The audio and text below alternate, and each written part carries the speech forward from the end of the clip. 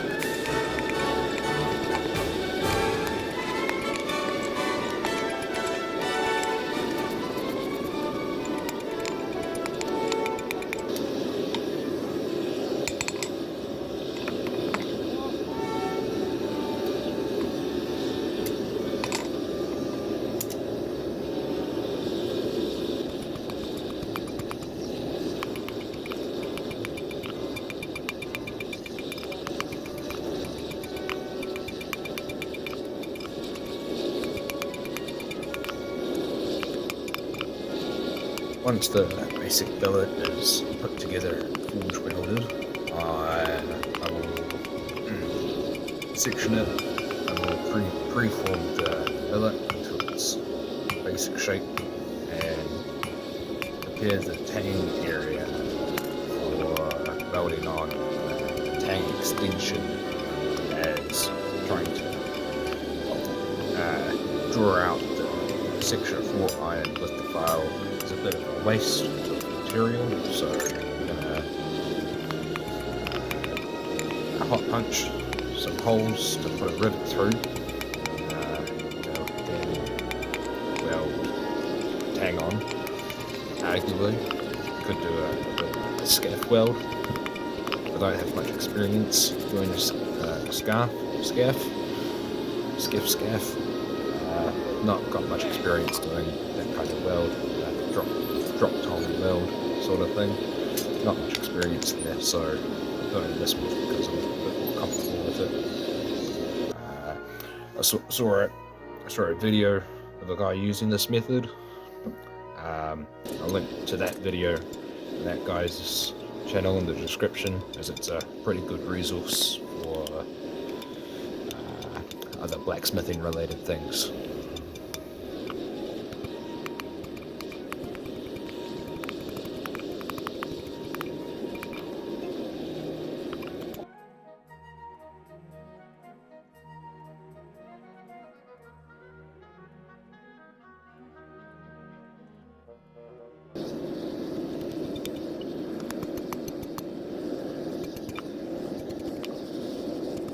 As I forged the rivet, it ended up being too long, and it also ended up lopsided because it was too long, which gave me some issues as I was forging it. Ended up with quite a bit more material there than I needed, so I got quite a lot of tang, which is alright. It gave us a bit of issue, but came out of the wash, ended up being fine.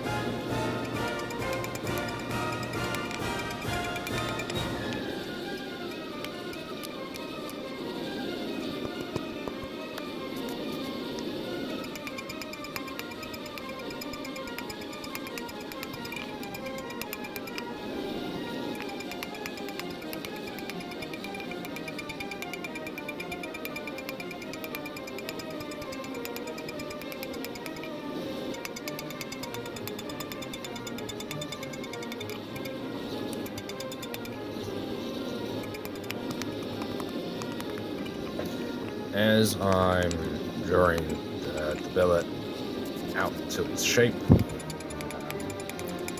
I'm finding that I'm not quite meeting the minimum length requirements of 6 inches as I'm forging, unfortunately, so I opt to use my crossbeam hammer to try and draw the material out just a little bit more. Not something I would usually do. I'm not a big fan of using crossbeams to draw material out, personally. I think, especially with how small of a radius this particular crossbeam has, I think a bigger crossbeam radius would be better. But I need to make one of those. Nevertheless, I end up getting to that minimum and just a little bit past it, so everything's fine and dandy there for the time being.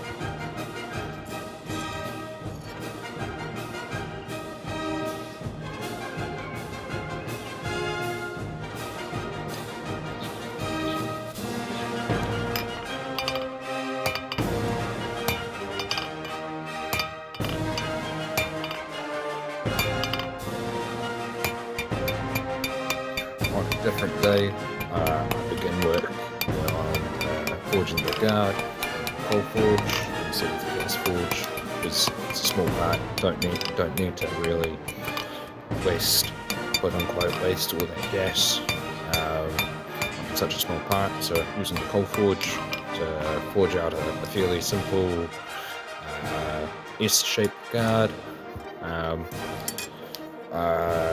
As I'm forging it, I'm forging it mostly deliberately in such a way that the grain is splitting a little bit at the ends of the curls on the S. Then I will opt to drill a series of holes to then punch and like drift. I decided to do it this way as to avoid having the wrought iron split like completely. I wanted to minimize doing that because it kind of wouldn't be so good.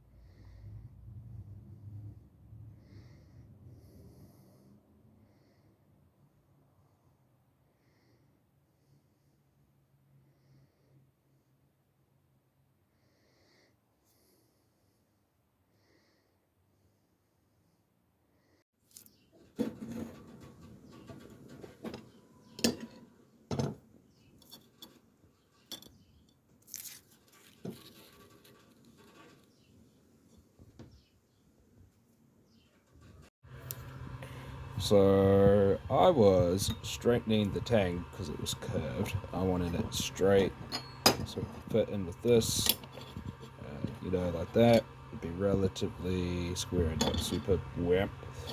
So straightening the tang, and somehow along the way broke the tip, which is super cool, super awesome, as I was already just barely meeting the minimum requirement of the blade length.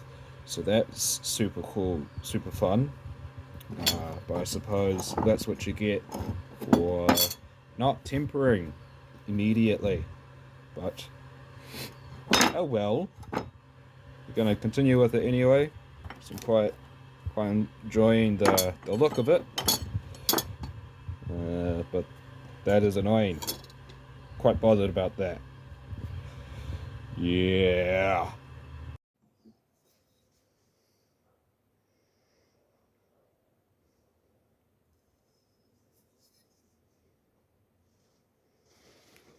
Not too worried about these D-lambs. Those will buff out with the 400 grit and hand sanding. That should be alright. The tip, I'm just going to leave as is for now. And just regrind it at a much later date. Or just leave it. Don't know. Looking pretty good.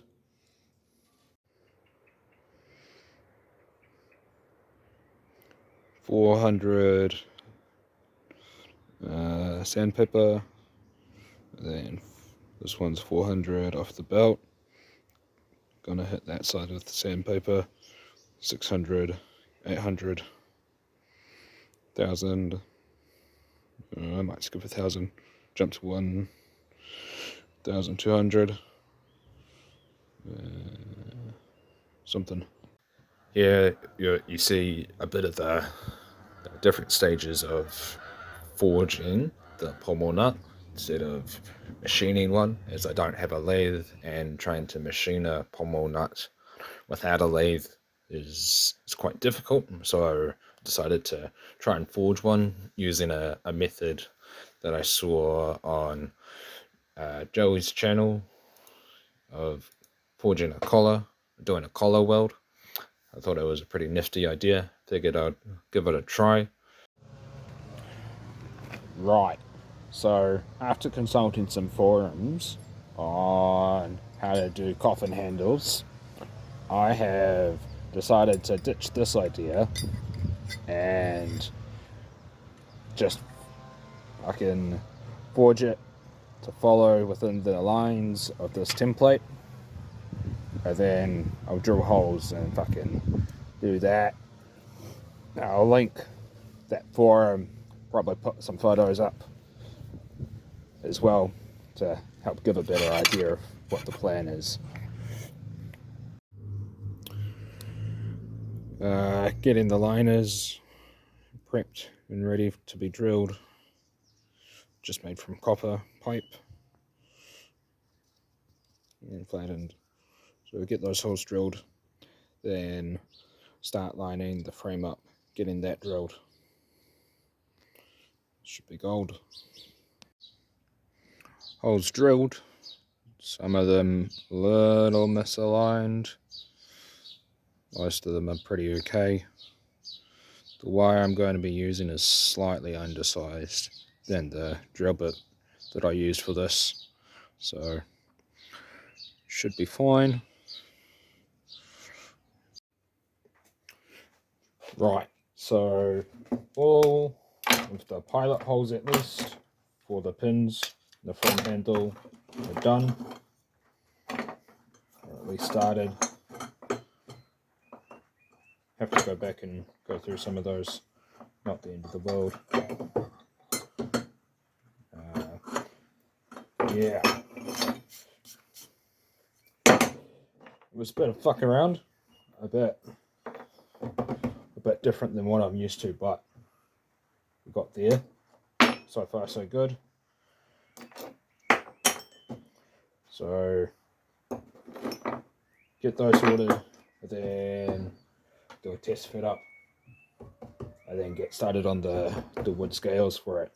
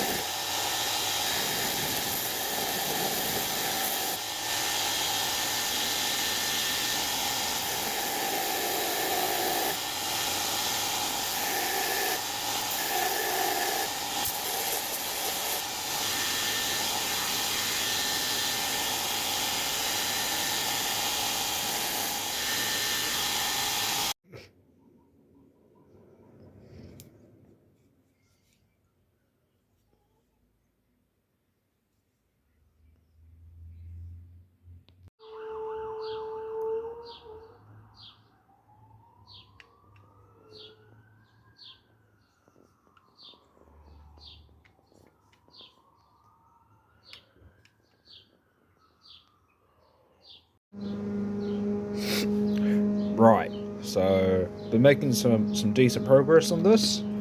It's fairly fucking same. What's the word?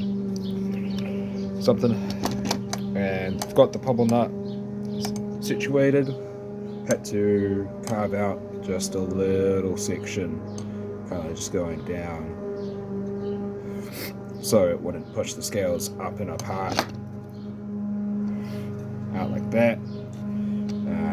Now going to be working on doing the facets, going on there, and then need to get a piece of just a bit of something, a little spacer to go in there. Probably do copper, much like on this side. Steel, copper, wood, steel, copper, then steel, and then I've got the blade there, just to keep it nice and flowy, I guess. Yeah.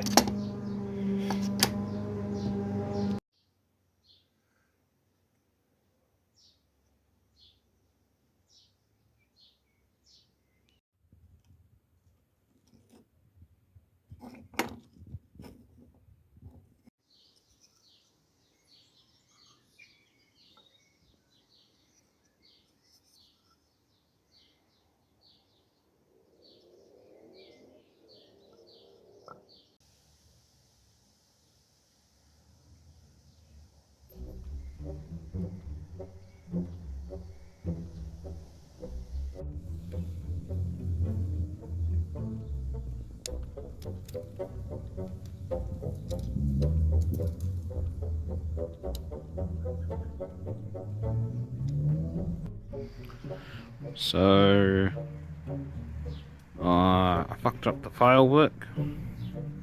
It's not quite what I was actually going for, but I don't really have the time, unfortunately, to do it again, like remake the frame or anything. So I'm just gonna push through, get it done, getting really close. Going to patina the frame so it's a bit darker. Not a fan of the shiny with the copper and the wood. I mean, it's probably fine, but I'd rather it be blackened like the rest of the steel fittings.